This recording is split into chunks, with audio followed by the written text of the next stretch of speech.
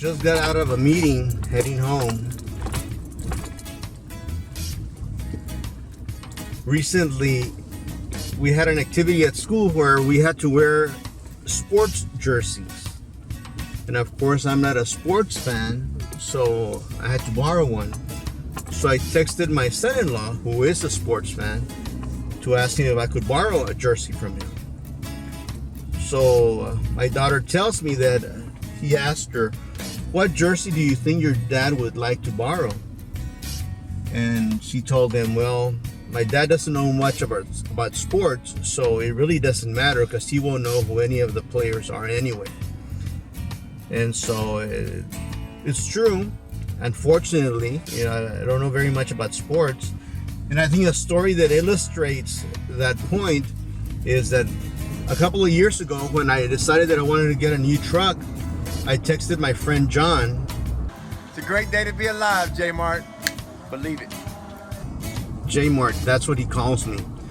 John is a friend of mine, and he runs one of the local car dealerships. And so we started texting back and forth all day and negotiating on the price of the truck and what truck I was going to get and so forth. And so at one point, towards the end of the day, when we finally had settled more or less on what truck I was going to get and what price what deal he was going to make me, he sent me this picture with the quote, "Hey J-Mart," that's what he calls me, "I am here waiting for you to come and pick up your truck."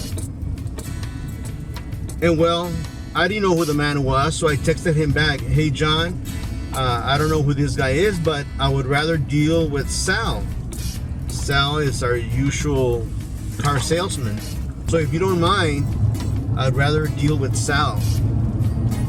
And then I sent the picture to my wife. I said, "Look, John wants for us to deal with this guy, but do you know him? I don't know who he is."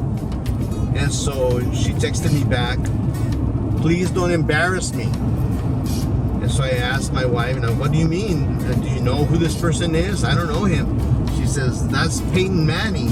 Well, at the time, I didn't realize that it was a cutout of Peyton Manning telling me to come over and pick up my truck. So I texted John back and I apologized. I said, "Oh, I'm sorry, I didn't know who this guy was. I'm not a sports fan."